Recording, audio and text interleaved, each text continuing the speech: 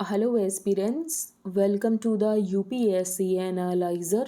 Today we will discuss newspaper analysis dated 2nd of January 2023, and if you are finding this analysis helpful then please like, share and subscribe. अब हम आज का analysis देखते हैं. यहाँ पर first news है supreme court demonetisation judgement today. तो जब डीमोनेटाइजेशन को लेकर पिटीशन आई थी तो सुप्रीम कोर्ट ने इनिशियली वंडर किया था क्या यहाँ पर सुप्रीम कोर्ट को इसको हेयर करने की भी ज़रूरत है, क्योंकि डीमोनेटाइजेशन एक एकेडमिक एक्सरसाइज बन चुका है. इसका मतलब ये है कि इसको लेकर स्टडी होनी चाहिए, लेकिन सुप्रीम कोर्ट को इसको लेकर हेयरिंग करने की ज़रूरत नहीं है. फिर यहाँ पर हेयरिंग स्टार्ट होती है और उसके बाद आता है एक पॉइंट ऑफ कंटेंशन, और वो पॉइंट ऑफ कंटेंशन ये होता है कि डीमोनेटाइजेशन को लेकर रिकमेंडेशन कहाँ से इमेनेट हुई थी. ये आरबीआई के सेंट्रल बोर्ड से इमेनेट हुई थी, या तो सेंट्रल गवर्नमेंट ने पहले एडवाइस किया आरबीआई को और उसके बाद यहाँ पर आरबीआई ने रिकमेंडेशन दी. तो ये यहाँ पर पॉइंट ऑफ कंटेंशन हो जाता है, क्योंकि अकॉर्डिंग टू सेक्शन 26 क्लॉज 2 ये जो रिकमेंडेशन आनी चाहिए ये आरबीआई सेंट्रल बोर्ड से आनी चाहिए. तो डीमोनेटाइजेशन को लेकर आज सुप्रीम कोर्ट का जजमेंट आएगा. The Supreme Court had initially wondered if issues raised in the petitions on demonetisation had become an academic exercise. फिर उसके बाद यहाँ पर हेयरिंग स्टार्ट होती है, but then whether the recommendation emanated from the government और द आरबीआई, ये यहाँ पर पॉइंट ऑफ कंटेंशन बन गया. After hearing all 2 rulings are expected by the 5 जज bench according to section 26 clause 2 of the act. तो ये क्या कहता है, on recommendation of the RBI central board. तो रिकमेंडेशन कहाँ से आनी चाहिए, आरबीआई सेंट्रल बोर्ड से. The central government may by notification in the gazette of India declare that with effect from such date any series of bank notes of any denomination shall cease to be legal tender.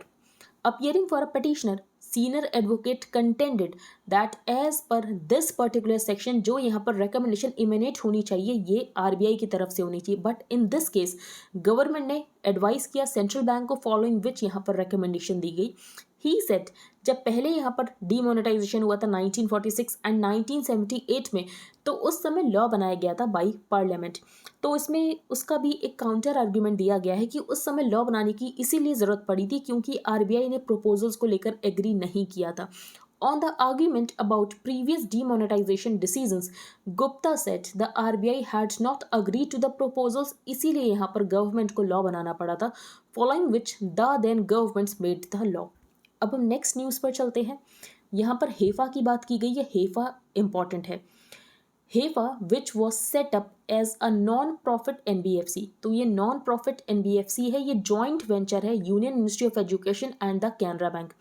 इसका objective क्या है, तो इसका objective ये है कि जो educational institutions हैं उनके इंफ्रास्ट्रक्चर डेवलपमेंट के लिए लॉन्ग टर्म लोन्स प्रोवाइड करने हैं.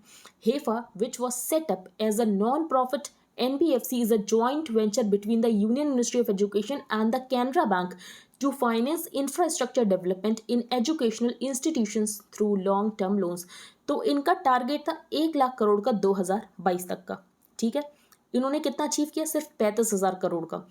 The Higher Education Financing Agency, which was set up by the center in 2017 to upgrade the education infrastructure in the country to global best standards, has sanctioned 144 loans worth rupees 35,000 crore so far, falling short of the government's target of mobilizing rupees 1 lakh crore by 2022. तो target 1 lakh crore का था, achieve कितना किया, 35,000 crore. During the launch of the RISE scheme on July 5, 2018, then Union Education Minister had announced that HEFA has set projected investments of rupees 22,000 crore in 2018-19. फिर यहाँ पर data बताया गया, लेकिन यहाँ पर जो इनका टारगेट था उसके कंपैरिजन में बहुत ज़्यादा कम है. फिर यहाँ पर राइस की भी बात बताई गई है. According to functionaries of central universities and technical institutes, the fact कि जो हेफा है ये अपने प्रोजेक्शंस के कंपैरिजन में काफ़ी कम रह गया. क्यों?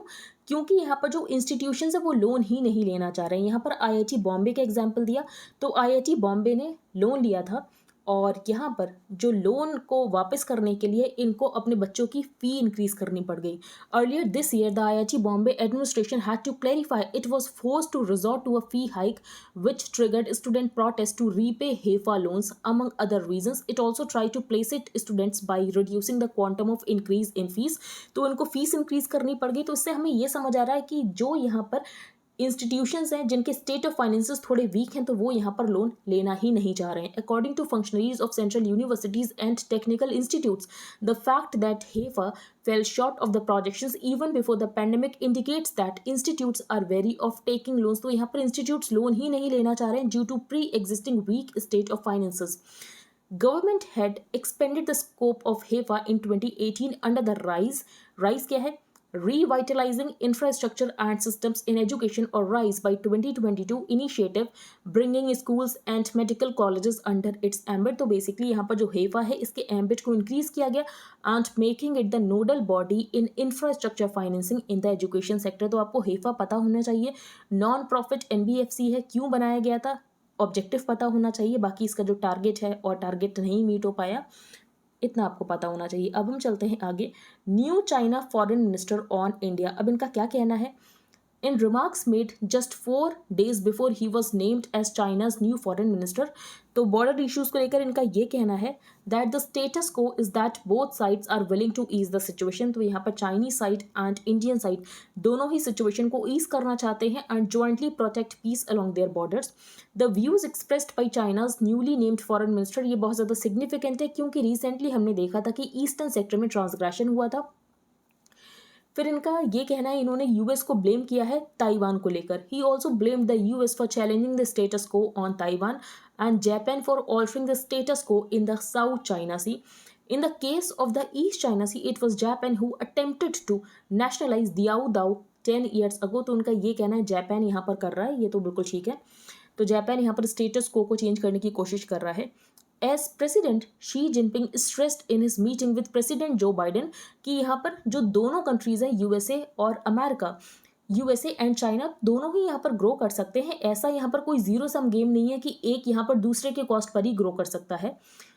As President Xi Jinping stressed in his meeting with President Joe Biden in Bali last month, the world is big enough कि यहाँ पर दोनों कंट्रीज ग्रो कर सकते हैं और ज़रूरी नहीं है कि यहाँ पर एक कंट्री दूसरे कंट्री के कॉस्ट पर ही ग्रो कर सकता है. China USA relationship should not be a zero sum game. They will very likely usher in a world of division, competition, conflict, but if they view the world as a community with a shared future, then openness, cooperation and win-win outcomes will be the fruits of their choice. तो इसमें ये कहा गया है कि ऐसे word को divide करने की ज़रूरत नहीं है, डेमोक्रेसी और ऑथोरिटेरियनिज्म पर्सपेक्टिव में ये करने की ज़रूरत नहीं है. तो ये इनका एक कहना है. और बाकी सेनकाकू आइलैंड, तो ये क्वेश्चन आ चुका है तो उसको वापस से पढ़ने की ज़रूरत नहीं है क्योंकि रिपीट होने के चांसेस कम है. तो सेनकाकू आइलैंड यहाँ पर डिस्प्यूट है जापान एंड चाइना का. अब हम चलते हैं आगे. तो यहाँ पर बात की गई भीमा कोरेगांव की, तो एक बार हम देख लेते हैं. Jai Stambh is a military monument erected by the British government in 1821 in the memory of its soldiers who fought against the Peshwas of Maratha forces at Koregaon Bhima on January 1, 1818. As per a Dalit narrative, British army में यहाँ पर 500 soldiers थे जो कि Mahar community से belong करते थे और इन्होंने डिफीट किया था 25,000 strong force of upper caste Peshwas in the battle of Koregaon Bhima. तो भीमा कोरेगांव बैटल आपको पता होनी चाहिए, ये बहुत ज़्यादा न्यूज़ में रहती है. रिमोट वोटिंग मशीन, तो ये हमने डिस्कस किया था कि जो माइग्रेंट वोटर्स हैं ये रिमोटली वोट कर सकें, उसके लिए इलेक्शन कमीशन ऑफ इंडिया एक टेक्नोलॉजिकल सोल्यूशन लेकर आया है जिसका नाम है रिमोट वोटिंग मशीन और 16 जनवरी को इसका डेमोन्स्ट्रेशन होगा. The Election Commission of India has asked political parties to attend on January 16 a demonstration of a prototype remote voting machine that would help migrant workers कि जो migrant workers हैं उनको अपना home state visit ना करना पड़े vote करने के लिए और वो यहाँ पर remotely ही वोट कर सकें. इसकी वजह से जो वोटर टर्नआउट है वो भी इंक्रीज होगा. Despite a general increase in voter turnout over the decades, अभी भी जो वोटर टर्नआउट है ये अभी भी बहुत ज़्यादा कम है. According to the Election Commission, one reason was internal migration. Many migrants prefer to retain the voter ID of their home constituencies over registering as voters in the constituencies जहाँ पर वो reside कर रहे होते हैं and often वो अपने home state को विजिट नहीं कर पाते हैं during elections. In 2015 supreme court ने इलेक्शन कमीशन को डायरेक्ट किया to explore options for remote voting. In 2016 election commission ने यहाँ पर एक कमेटी बनाई इस इशू को एग्जामिन करने के लिए. इंक्लूडिंग द डेफिनेशन क्या होनी चाहिए डोमेस्टिक माइग्रेंट की after considering options such as internet voting, proxy voting, early voting and postal ballots. यहाँ पर इवेंचुअली एक टेक्नोलॉजिकल सोल्यूशन लेकर आया गया है जो कि है remote voting machine, remote electronic voting machine. The prototype RVM developed by the EC along with the Electronics Corporation of India, जो कि एक कंपनी है under department of atomic energy, is a modified version of the existing electronic voting machine. The RVM will be able to handle up to 72 constituencies in a single remote polling booth. These booths will be set up across the country. जब यहाँ पर elections हो रहे होंगे in the migrants home states, RVM एक stand alone का मतलब ये है ये किसी भी मशीनरी या प्रोग्राम से कनेक्टेड नहीं है, यहाँ तक कि ये इंटरनेट से भी कनेक्टेड नहीं है। Non networked machine, the election Commission has set in a concept note instead of a paper ballot sheet, इसमें होगा डायनेमिक बैलेट डिस्प्ले। तो यही इसका एक खास फीचर है कि इसके अंदर डायनेमिक बैलेट डिस्प्ले होगा that can change with the selection of different constituencies. और जो वीवीपैट जैसे काम करता था ईवीएम में वैसे ही काम करेगा आरवीएम में भी। ठीक है, वीवीपैट क्या होता है? Voter verifiable paper audit trail. A device similar to the VVPAT will be part of the system so कि यहाँ पर जो वोटर्स हैं वो अपने वोट्स को वेरीफाई कर सके। According to the election commission RVM like the EVM, तो ये भी यहाँ पर इंटरनेट से कनेक्टेड नहीं होगा। 16 जनवरी को इसका डेमोन्स्ट्रेशन है तो उसके बारे में बताया गया है।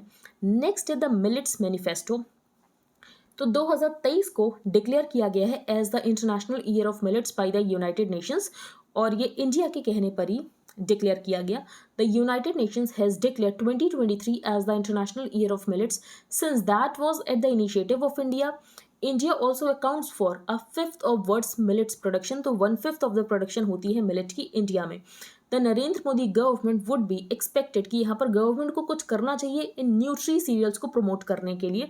न्यूट्री सीरियल्स क्यों कहा गया इनको, तो वो हम आगे डिस्कस करेंगे कि इनके अंदर न्यूट्रिशन बहुत ज़्यादा होता है, माइक्रो न्यूट्रिएंट्स बहुत होते हैं। The positives of millets. Millets score over rice and wheat in terms of minerals, vitamins and dietary fiber content as well as amino acid profile. तो यहाँ पर कंपैरिजन बताया गया राइस, व्हीट और यहाँ पर मिलेट्स का। Up to 80% of wheat's average 13% protein content comprises gluten, known to trigger gastrointestinal and autoimmune disorders in many people। तो आपने देखा होगा कुछ लोग यहाँ पर ग्लूटेन फ्री फूड को ही प्रेफर करते हैं, कुछ लोगों के यहाँ पर सीलिक डिजीज होती है तो वो यहाँ पर ग्लूटेन फ्री ही खाना खा सकते हैं। तो यहाँ पर मिलेट्स बताए गए हैं जो कि यहाँ पर मोस्टली ग्लूटेन फ्री होते हैं। Bajra on the other hand has iron, zinc, protein levels comparable to that of wheat, और बाजरा यहाँ पर ग्लूटेन फ्री भी होता है, ज़्यादा फाइबर भी होता है। The rotis from bajra makes one feel Fuller, और यहाँ पर जो ब्लड शुगर लेवल है ये भी बहुत तेज़ी से नहीं बढ़ता है। The same nutritionally superior traits which significantly address the problem of hidden hunger. Hidden hunger का मतलब ये होता है कि जो यहाँ पर माइक्रो न्यूट्रिएंट्स है ना उसकी कमी है, micro nutrient deficient food. Nutritional advantages apart, millets यहाँ पर drought resistant crops and this has to do with a short duration, lower water requirement, और ये पुअर सॉइल्स और हिली टेरेन में भी ग्रो कर सकते हैं। वेयर मिलेट्स लैग, तो जब इतने ज़्यादा बेनिफिट हैं, इतने ज़्यादा न्यूट्रिशन है, तो उसके बाद भी लोग यहाँ पर मिलेट्स को प्रेफर क्यों नहीं करते हैं? However millets are in the first choice either of consumers और of farmers for the poor both in urban and rural areas. Wheat और राइस को एक एस्पिरेशनल फूड्स की तरह देखा जाता था, but thanks to the Green Revolution and the National Food Security Act of 2013, जो 67% इंडिया की पॉपुलेशन है इसको यहाँ पर मिलता है 5 किलोग्राम ऑफ व्हीट और rice per person per month at ₹2 and ₹3 per kilogram respectively, और ये भी 1 साल के लिए फ्री कर दिया गया है क्योंकि प्रधानमंत्री गरीब कल्याण अन्न योजना को डिसकंटिन्यू किया गया। तो NFSA के जो बेनिफिशियरीज हैं उनको 1 साल तक फ्री फूड ग्रेन्स दिए जाएंगे, सब्सिडाइज रेट्स पर नहीं, फ्री फूड ग्रेन्स, ये हमने डिस्कस किया है। Even for the better of rolling rotis is easier with wheat, क्योंकि व्हीट का जो डो होता है उसमें आपको कोहेसिव मिलेगा, व्हीट यहाँ पर कोहेसिव होता है क्योंकि उसके अंदर ग्लूटेन होता है। This is because the gluten proteins, for all their drawbacks, make the wheat dough more cohesive and elastic. The resultant breads come out light and fluffy, जो कि बाजरा और ज्वार के साथ नहीं होता है। For farmers, low per hectare yields, the national average is roughly 1 ton for jowar, 1.5 tons for bajra and 1.7 tons for रागी, जो कि यहाँ पर wheat and paddy के कंपैरिजन में कम है। तो ये एक डिसइंसेंटिव का काम करता है। The IARI, तो इसने यहाँ पर बनाया है पूसा 1201, जो कि एक हाइब्रिड बाजरा है, और इसकी यहाँ पर जो यील्ड है ये 2.8 टन है एंड पोटेंशियल है 4.5 टन पर हेक्टेयर। तो ऐसे ही और ज़्यादा R&D करने की ज़रूरत है। And this is resistant to downy mildew and blast, दोनों ही यहाँ पर फंगल डिजीजेज हैं। द चार्ट शोज कि मिलेट्स को यहाँ पर रिड्यूस कर दिया गया है to orphan crops over the years planted largely in marginal areas prone to moisture stress. तो इसकी डिमांड को कैसे इंक्रीज किया जा सकता है, तो यहाँ पर ऑथर ने सोल्यूशन बताया है कि यहाँ पर जो आंगनवाड़ी है, जो मिड डे मील है, तो यहाँ पर मिलेट्स को सर्व किया जा सकता है। This is potentially a huge market for millets given the dire need to elevate micronutrient malnutrition, especially iron and zinc deficiency that are major causes of anemia and stunting respectively, while also contributing to impaired cognitive performance and vulnerability to diarrhea. Millets could be made a staple part of children's diets. तो children की diet में include करने की जरूरत है millet को। The centre has to existing schemes, Pradhanmantri Poshan शक्ति निर्माण एंड सक्षम आंगनवाड़ी एंड पोषण 2.0। तो यहाँ पर मिलेट्स फोकस्ड होनी चाहिए diets. The public distribution system, तो ये जैसे यहाँ पर राइस और व्हीट को सप्लाई कर रहा है वो यहाँ पर चलते रहने दो, but MSP procurement of millets should be part of a decentralised nutritional programme. Besides mid day meals millets को यहाँ पर सर्व किया जा सकता है in the form of ready to eat foods, जैसे कि लोग यहाँ पर कुरकुरे मैगी खाते हैं तो ये ना खाएं, और यहाँ पर जो सीरियल बार्स बनाई जाएं मिलेट्स का यूज़ करके तो ये यहाँ पर लोग प्रेफर करें। तो millets could be served in the form of ready to eat foods such as cookies, laddu, murukku, nutrition bars and extruded snacks. ये इंपॉर्टेंट है, how why do vehicles in crashes catch fire. तो ऋषभ पंत की यहाँ पर गाड़ी में एक्सीडेंट हुआ था और उसके बाद यहाँ पर आग लग गई थी, तो उसको लेकर यहाँ पर आर्टिकल लिखा गया, हमारे लिए इंपॉर्टेंट नहीं है। नेक्स्ट ये भी इंपॉर्टेंट नहीं है। ग्रोथ चैलेंज, ये हम डिस्कस करेंगे।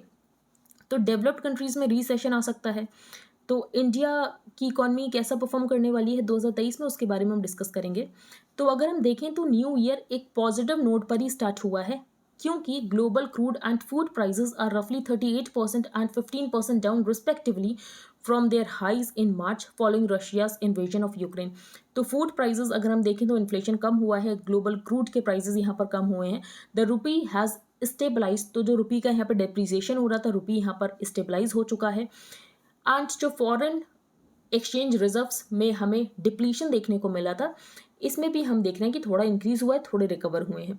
The challenge for India this year is likely to be more on the growth than on the inflation front. तो हो सकता है कि इन्फ्लेशन यहाँ पर ठीक ठाक रहे, लेकिन हमें ग्रोथ के ऊपर फोकस करने की ज़रूरत है। ये हमने 1-2 दिन पहले भी डिस्कस किया था कि ग्रोथ के ऊपर क्यों फोकस करने की ज़रूरत है, क्योंकि अगर ग्लोबल इकॉनमी में रिसेशन आता है तो इंडियन इकॉनमी के ऊपर भी उसका इम्पैक्ट पड़ेगा, और अगर हम ये चाहते हैं कि इंडियन इकॉनमी के ऊपर इसका इम्पैक्ट ना पड़े तो हमें ग्रोथ के ऊपर फोकस करने की ज़रूरत है। और जो हम यहाँ पर रेपो रेट को लगातार इंक्रीज़ कर रहे हैं वो शायद हमें इंक्रीज़ नहीं करना चाहिए, और हमें अब अपना अकोमोडेटिव इंस्टांस रखना चाहिए, ये उसमें बताया गया था। चाइना में कैसी कंडीशन चल रही है, तो चाइना में सप्लाई चेन डिसरप्शन से, चाइना में लॉकडाउन लगा हुआ है, चाइना के इकोनॉमिक प्रॉस्पेक्ट्स हमें डिमिनिश होते हुए दिखाई दे रहे हैं, चाइना में डेमोग्राफिक क्राइसिस है, और इंडिया यहाँ पर वर्ल्ड्स लार्जेस्ट पॉपुलेटेड कंट्री बन जाएगा। तो यहाँ पर जो भी इन्वेस्टर वो इंडिया में इन्वेस्ट करना चाहेगा, और इंडिया यहाँ पर इन्वेस्टर्स की फेवरेट डेस्टिनेशन होने वाला है। The Narendra Modi government's focus on improving the country's physical as well as digital infrastructure, जैसे कि प्रधानमंत्री गति शक्ति, फिर यहाँ पर PLI स्कीम्स को लेकर आया गया इन्वेस्टमेंट्स को अट्रैक्ट करने के लिए। The twin balance sheet problem, ये भी यहाँ पर सॉल्व हो चुकी। ट्विन बैलेंस शीट का मतलब ये है कि दो की बैलेंस शीट खराब है। अब ये दो कौन है, कॉर्पोरेट सेक्टर की भी बैलेंस शीट खराब है एंड बैंक्स की भी बैलेंस शीट खराब है, तो ये होगी twin balance sheet problem. What should the Modi government do, तो मोदी गवर्नमेंट को यहाँ पर क्या करना चाहिए, तो यहाँ पर ऑथर ने सजेस्ट किया कि फिस्कल स्टिमुलस देने की जरूरत नहीं है। आपको क्या करना चाहिए, आपको यहाँ पर मैक्रो इकोनॉमिक स्टेबिलिटी के ऊपर फोकस करना चाहिए एंड पॉलिसी सर्टेनिटी के ऊपर फोकस करना चाहिए, एंड फिस्कल डेफिसिट को यहाँ पर कम रखने की ज़रूरत है। The current fiscal deficit and public debt levels are far too high, तो इसको यहाँ पर कंट्रोल करने की ज़रूरत है। Large government deficits will spill over into current account deficits, तो हमें यहाँ पर फिस्कल डेफिसिट कम रखने की ज़रूरत है, करंट अकाउंट डेफिसिट कम करने की ज़रूरत है, ये यहाँ पर ऑथर ने बताया है। नेक्स्ट है आ नेशन आर रेकनिंग, तो यहाँ पर ये बताया गया कि वन पार्टी डोमिनेंस हो रखा है पिछले कुछ सालों से। क्यों वन पार्टी डोमिनेंस, तो बीजेपी की बात की गई, ये हम डिस्कस नहीं करेंगे। स्टोरी इज़ द स्टार, तो यहाँ पर साउथ इंडियन फिल्म्स की बात की गई कि लोग यहाँ पर साउथ इंडियन फिल्म्स को पसंद कर रहे हैं, इंपॉर्टेंट ये। वायरस अलर्ट, कोविड के बारे में नहीं डिस्कस करेंगे। फाउंड इन ट्रांसलेशन, अब इस आर्टिकल में भी कोई ऐसा खास बहुत इंपॉर्टेंट पॉइंट तो नहीं उठाया गया, लेकिन एक बार हम देख लेते हैं। तो यहाँ पर बात की गई है एक नॉवेल की जिसका नाम है tomb of sand. Hindi novel थी रेत समाधि और इसका इंग्लिश ट्रांसलेशन किया गया था टूम्ब ऑफ सेंट और इसको मिला था इंटरनेशनल बुकर प्राइज। ठीक है। Of all the literary happenings in India in 2022 the most newsworthy clearly was the award of the International Booker Prize to Tomb of Sand, the English translation by Daisy Rockwell of Geetanjali Shree's Hindi novel Ret Samadhi. ठीक है, इसका English translation किया गया। फिर यहाँ पर एक और की बात की गई जेसीबी अवार्ड जो कि यहाँ पर दिया गया which is given for the best Indian novel published in English और translated into English from any Indian language has gone for the last 3 years in a row to novels originally written in Malayalam. This year the sequence was broken by a novel which too is a translation, लेकिन ये उर्दू की translation है। तो हम ये देख रहे हैं कि नॉवेल्स को रिकॉग्नाइज तो किया जा रहा है लेकिन उनकी इंग्लिश ट्रांसलेशंस को रिकॉग्नाइज किया जा रहा है। The books cited above are far from being single solos. Over the last decade or two, novels from Indian languages translated into English have come to occupy a larger space in our literary policy system than they had before. तो इसका क्या मतलब है कि यहाँ पर जो vernacular languages हैं उनको यहाँ पर अभी भी वो इम्पोर्टेंस नहीं मिल रही है। While the vernaculars gain higher visibility and status from such transactions, will they yet prove to be the eventual losers? For why should anyone, अब किसी ने यहाँ पर वर्नाकुलर लैंग्वेज में अपनी नॉवल लिखी तो उसके बाद वो यहाँ पर वेट करे कि उसकी नॉवल का ट्रांसलेशन होगा, उसके बाद उसको रिकॉग्निशन मिलेगा। For why should anyone write in a vernacular and then wait to be translated when they could write in English in the first place. जैसे कि यहाँ पर बात की गई है जिन्होंने रेत समाधि लिखी वो यहाँ पर इंग्लिश में नॉवल लिख सकती थी लेकिन उसके बाद भी उन्होंने यहाँ पर हिंदी को ही चूज़ किया।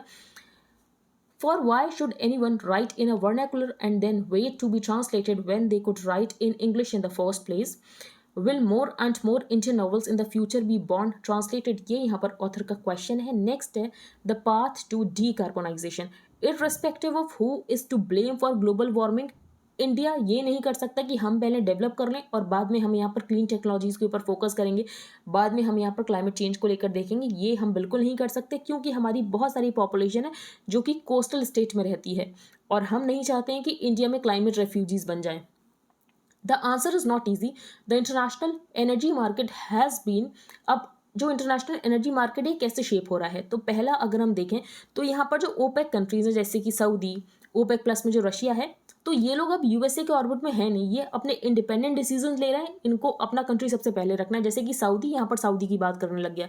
OPEC plus 1 which is in effect Saudi Arabia plus Russia has stepped outside the western orbit. Saudi Arabia has made clear it intends to pursue a Saudi first. जैसे कि यूएसए सऊदी से ये कह रहा था कि oil production को cut करने की जरूरत नहीं है लेकिन उसके बाद भी यहाँ पर सऊदी ने ऑयल प्रोडक्शन को कट किया। And 4 new centers of energy power are emergent around countries that have a large share of the metals. जैसे कि लिथियम की ज़रूरत है लेकिन लिथियम सप्लाई कुछ कंट्रीज़ के पास ही है। अगर आप यहाँ पर बोलीविया देख लो, इसके अलावा यहाँ पर चाइना के पास सप्लाई है। तो अगर हम देखें तो इनकी सप्लाईज भी कुछ मात्र कंट्रीज़ के पास ही है। तो ये कंट्रीज़ एक तरीके का अपना एक ग्रुप बना सकते हैं, कार्टेलाइजेशन कर सकते हैं। And 4 new centres of energy power are emergent around countries that have a large share of the metals, minerals and components जिनकी क्लीन एनर्जी के लिए रिक्वायरमेंट है और चाइना इसमें डोमिनेंट पावर है। It is against this international backdrop कि India को अपनी शॉर्ट टर्म एनर्जी सिक्योरिटी को भी देखना है एंड लॉन्ग टर्म डीकार्बोनाइजेशन भी करना है क्योंकि 2070 तक हमें नेट जीरो एमिशंस को अचीव करना है। डिस्काउंटेड रशियन क्रूड ये हमारे लिए एक बहुत अपॉर्चुनिस्टिक पेनिशिया था बट ये एक सस्टेनेबल सोल्यूशन नहीं है। सस्टेनेबल सोल्यूशन क्या होगा कि गवर्नमेंट को एग्जिस्टिंग प्रोड्यूसिंग फील्ड्स की प्रोडक्टिविटी को इंक्रीज करने की ज़रूरत है, एडिशनल रिसोर्सेज को एलोकेट करने की ज़रूरत है for accessing relevant enhanced oil recovery technologies. The construction of a pan-India national gas pipeline grid should be expedited. Coal will remain the bulwark of India's energy system for decades. It is no doubt कि coal यहाँ पर dirtiest of fuels है लेकिन अभी हम इसको ही use कर सकते हैं। Plus hundreds of thousands depend on the coal ecosystem for their livelihood. तो coal के ऊपर बहुत सारे लोगों का livelihood भी तो dependent है। तो यहाँ पर इन लोगों का ट्रांजिशन हो सके, इनको स्किल्स देने की ज़रूरत है जिसकी वजह से ये किसी दूसरे सेक्टर में एब्जॉर्व हो सकें। In the interim, the government has to find an energy transition route that balances livelihoods and pushes forward the green agenda. तो ग्रीन एजेंडा को भी पुश करने की ज़रूरत है और ये लोग जो कि कोल सेक्टर में एम्प्लॉयड है इनको यहाँ पर दूसरा एम्प्लॉयमेंट मिल सके, इसके ऊपर भी फोकस करने की ज़रूरत है। कुछ टाइम तक हम यहाँ पर कार्बन कैप्चर कर सकते हैं, सीक्वेस्ट्रेशन टेक्नोलॉजीज में इन्वेस्ट कर सकते हैं। Energy security can't be achieved by focusing only on the supply and distribution side of the equation. Demand भी उतनी ही इंपॉर्टेंट है। It is the cheapest, easiest and quickest way to reduce dependence on external sources. तो हमें external sources के ऊपर अपनी dependence को कम करने की ज़रूरत है। First, allocation of funds for upgradation of the transmission grid network, तो ट्रांसमिशन ग्रिड नेटवर्क को अपग्रेड करने की जरूरत है. Second, the addition of the arrow of mineral and chip diplomacy to the quiver of Indian diplomats. It will take decades to harness our indigenous resources. तो अगर हम अभी मिनरल्स, जो क्रिटिकल मिनरल्स हैं, उनकी हार्नेसिंग स्टार्ट करेंगे तो decades लग जाएगा, तब तक हम वेट नहीं कर सकते हैं. तो ऐसे में क्या करना चाहिए, हमें अपने सोर्सेज को डाइवर्सिफाई करने की ज़रूरत है. In the interim diplomats should secure diversified sources of supply to reduce the country's vulnerability. Finally, the creation of an enabling ecosystem, और जिसकी वजह से क्लीन एनर्जी टेक्नोलॉजीज यहाँ पर डेवलप हो पाएँ, जैसे कि यहाँ पर ग्रीन हाइड्रोजन हम यहाँ पर डेवलप कर सकते हैं, न्यूक्लियर एनर्जी को यहाँ पर पुश दे सकते हैं. India is not responsible for global warming, लेकिन हम यहाँ पर वर्स्ट अफेक्टेड होंगे क्योंकि हमारी बहुत सारी पॉपुलेशन कोस्ट लाइन के पास रहती है. Their livelihoods will be undermined by rising sea levels. Millions will also be affected by melting glaciers and extremes of temperature. तो किसी को भी आप ब्लेम करो, लेकिन इंडिया के ऊपर ग्लोबल वार्मिंग का बहुत ज़्यादा इम्पैक्ट पड़ने वाला है. तो हमें पहले से ही कोई एक्शन लेने की ज़रूरत है और हमें अडेप्टेशन को इंक्रीज करने की ज़रूरत है.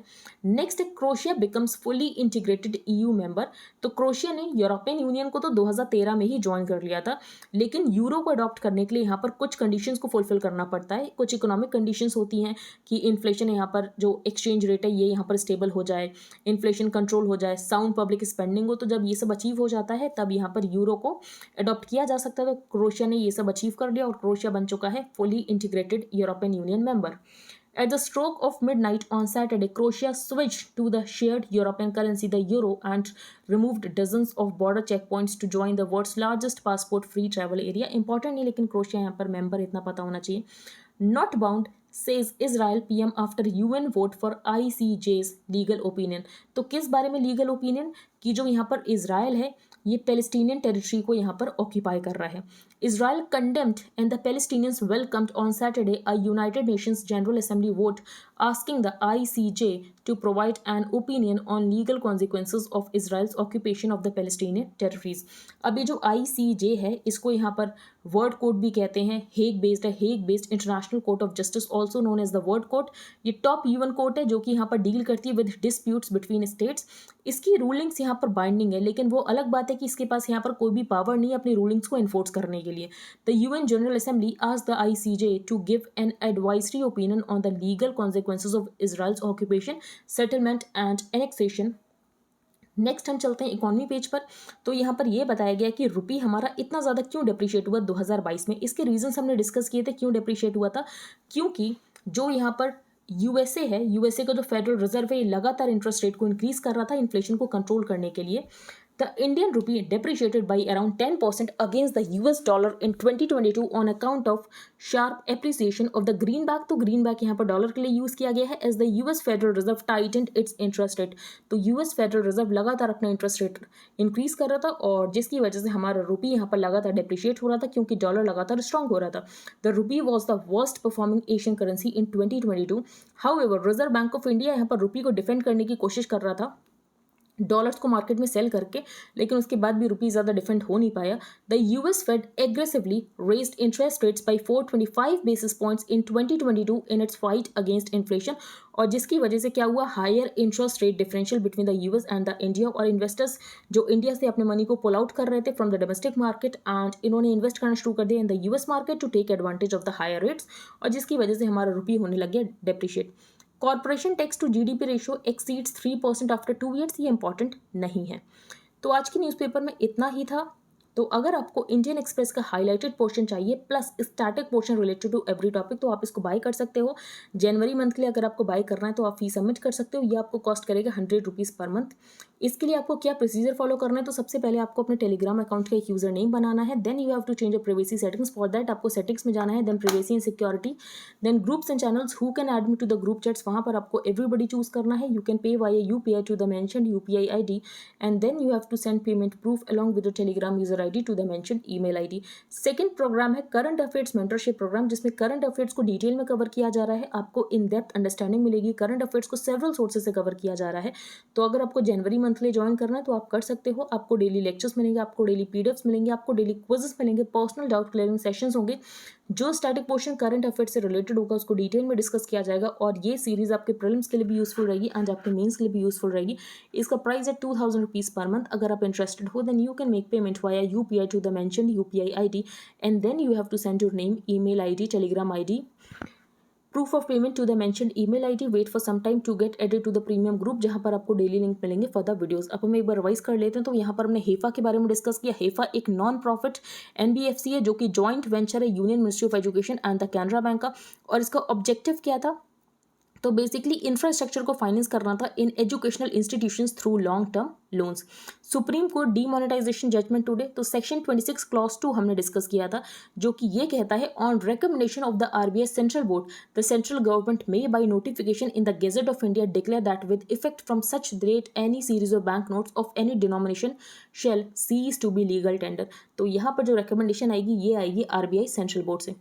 नेक्स्ट हमने यहाँ पर डिस्कस किया जो यहाँ पर चाइना के फॉरेन मिनिस्टर, इनका क्या कहना है? तो उनका यही कहना है कि हम यहाँ पर स्टेटस को मेंटेन करना चाहते हैं और दोनों ही साइड्स यहाँ पर वेलेंगे इस सिचुएशन को ईज करने के लिए। फिर यहाँ पर इनका ये कहना है कि जो USA है ये यहाँ पर ताइवान को लेकर जो स्टेटस को है उसको चैलेंज कर रहा है, तो उसके लिए इन्होंने US को ब्लेम किया। He also blame the US for challenging the status quo on Taiwan. फिर उन्होंने जापान को ब्लेम किया है for altering the status quo in the South China सी। तो आपको सेनकाकू पता होना चाहिए, ये वैसे क्वेश्चन आ चुका है, तो रिपीट होने के चांसेस नेक्स्ट ईयर तो बहुत ज़्यादा कम है। नेक्स्ट हम चलते हैं आगे। मैसिव टर्नआउट एट कोरेगांव, तो यहाँ पर हमने डिस्कस किया भीमा कोरेगांव के बारे में। As per a Dalit narrative, Bhima Koregaon battle में क्या हुआ था? A British army comprising 500 soldiers from the Mahar community defeated a 25,000 strong force of upper caste Peshwas in the battle of Koregaon Bhima. Next हमने रिमोट वोटिंग मशीन डिस्कस किया, तो जो माइग्रेंट वोटर्स हैं इनको अपने होम स्टेट विजिट ना करना पड़े और ये रिमोटली वोट कर सकें, उसके लिए इलेक्शन कमीशन ने यहाँ पर डेवलप किया है एक टेक्नोलॉजिकल सोल्यूशन जिसका नाम है रिमोट वोटिंग मशीन। और इसको किसकी असिस्टेंस से डेवलप किया गया? तो ये यहाँ पर इंपॉर्टेंट हो सकता है इलेक्ट्रॉनिक कॉर्पोरेशन ऑफ इंडिया, जो कि कंपनी है under the department of atomic energy, और वीवीपैट वैसे ही काम करेगा जैसे कि काम करता है EVM में। ये एक stand alone non networked machine है। नेक्स्ट यहाँ पर मिलेट्स की बात की गई है, तो यूनाइटेड नेशन ने डिक्लेयर किया है 2023 को as the international year of millets, और ये इंडिया के इनिशिएटिव पर ही ऐसा किया गया है। तो मिलेट्स यहाँ पर न्यूट्री सीरियल्स होते हैं, ड्रॉट रेजिस्टेंट होते हैं, लेकिन उसके बाद भी लोग इसको क्यों नहीं प्रेफर करते हैं? उसके यहाँ पर ऑथर ने कुछ रीजंस बताएं कि लोग यहाँ पर क्यों नहीं प्रेफर करते हैं। तो डिमांड को कैसे इंक्रीज किया जा सकता है? तो यहाँ पर मिड डे मील्स में इसको प्रोवाइड किया जा सकता है, आंगनवाड़ी सेंटर्स में प्रोवाइड किया जा सकता है। The centre has 2 existing schemes, Pradhanmantri Poshan शक्ति निर्माण एंड सक्षम आंगनवाड़ी एंड पोषण 2.0। तो यहाँ पर डाइट्स को ज़्यादा मिलेट्स फोकस्ड बनाने की ज़रूरत है। Besides mid day meals millets could be served in the form of ready to eat foods. तो ये यहाँ पर ऑथर ने दिया है सोल्यूशन। नेक्स्ट ग्रोथ चैलेंज, तो यहाँ पर ऑथर ने ये कहा है कि यहाँ पर स्टिमुलस देने की कोई ज़रूरत नहीं है, लेकिन पॉलिसी सर्टेनिटी होनी चाहिए। तो पॉलिसी सर्टेनिटी के ऊपर फोकस करने की जरूरत है, मैक्रो इकोनॉमिक स्टेबिलिटी के ऊपर फोकस करने की जरूरत है, फिजिकल डेफिसिट को कम रखने की जरूरत है, करंट अकाउंट डेफिसिट कम करने की जरूरत है। और इंडिया यहाँ पर बहुत अच्छी डेस्टिनेशन हो सकता है, क्योंकि चाइना में कंट्रीज इन्वेस्ट नहीं करेंगे। उसके रीजन हमने डिस्कस कर लिए, चाइना में सप्लाई चेन डिस्ट्रप्शन हो रहा है और भी बहुत सारी प्रॉब्लम हो रही है। तो इंडिया यहाँ पर हो सकता है कि कंट्रीज इंडिया में आकर इन्वेस्ट करें, और हमारी पॉलिसीज भी ऐसी हैं जैसे कि PLI की यहाँ पर बात की गई है। नेक्स्ट हमने यहाँ पर डिस्कस किया रेत समाधि और टूम ऑफ सेंट। तो ये एक नॉवल है और इसको मिला था इंटरनेशनल बुकर प्राइज, और ये किसकी है? गीतांजलि श्रीज। तो यहाँ पर ऑथर ने एक क्वेश्चन किया है कि वर्नाकुलर लैंग्वेज में नॉवेल्स को लिखा जाता है, फिर उसको इंग्लिश में ट्रांसलेट किया जाता है, और उसके बाद उसको जाकर कहीं रिकॉग्निशन मिलता है। Next the path to decarbonization. तो यहाँ पर ये बताया गया है कि जैसे कि लिथियम मेटल है, तो लिथियम मेटल में यहाँ पर कुछ कंट्रीज ने अपनी डोमिनेशन कर ली है, जैसे कि चाइना और जिनके पास लिथियम रिजर्व्स हैं। तो इंडिया क्या कर सकता है? तो अगर अभी से भी हम ये सोचें कि हम यहाँ पर माइनिंग कर लेंगे क्रिटिकल मिनरल्स की, तो इसमें बहुत टाइम लगने वाला है। तो हमें अपने सोर्सेज को डाइवर्सिफाई करने की ज़रूरत है, और हम ये भी नहीं कर सकते कि हम अभी डेवलपमेंट कर लेते हैं, बाद में हम यहाँ पर क्लीन टेक्नोलॉजीज़ के बारे में सोचेंगे, बाद में हम क्लाइमेट चेंज के बारे में सोचेंगे। हम ऐसा नहीं कर सकते क्योंकि हमारी बहुत सारी पॉपुलेशन कोस्टल स्टेट में रहती है।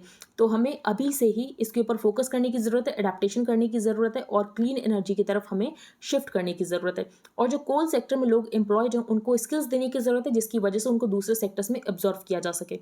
नेक्स्ट हमने यहाँ पर डिस्कस किया क्रोशिया। तो क्रोशिया यहाँ पर इंटीग्रेटेड यूरोपियन यूनियन मेंबर बन चुका है। ICJ, तो ICJ हेग बेस्ड है, और ये यहाँ पर वर्ल्ड कोर्ट भी इसको कहते हैं। टॉप यून कोर्ट है जो कि डील करता है विद डिस्प्यूट्स बिटवीन स्टेट्स। इसकी रूलिंग्स बाइंडिंग होती, लेकिन वो अलग बात है कि इसके पास कोई तरीका नहीं है अपनी रूलिंग्स को इन्फोर्स करने के लिए। वाई रूपी fail 10% against the US dollar, तो ये ज़्यादा इंपॉर्टेंट नहीं, बस यहाँ पर जो फेड रिजर्व है लगातार अपने इंटरेस्ट रेट को इंक्रीज़ करता गया और जिसकी वजह से हायर इंटरेस्ट रेट डिफरेंशियल हो गया between the US and the India, और इन्वेस्टर्स जो हैं वो इंडिया से अपने मनी को पुल आउट करने लगे और यूएस में जाकर इन्वेस्ट करने लगे हायर रेट्स का फ़ायदा उठाने के लिए, और जिसकी वजह से यहाँ पर डॉलर तो लगातार स्ट्रॉन्ग हो ही रहा था और हमारा रुपये डिप्रिशिएट हो गया। तो आई होप आपको सब कुछ क्लियर हो गया हो। अगर आपका कोई भी डाउट हो तो आप टेलीग्राम ग्रुप पर पोस्ट कर सकते हो। If you liked the video then please like share and subscribe. Thank you and have a nice day.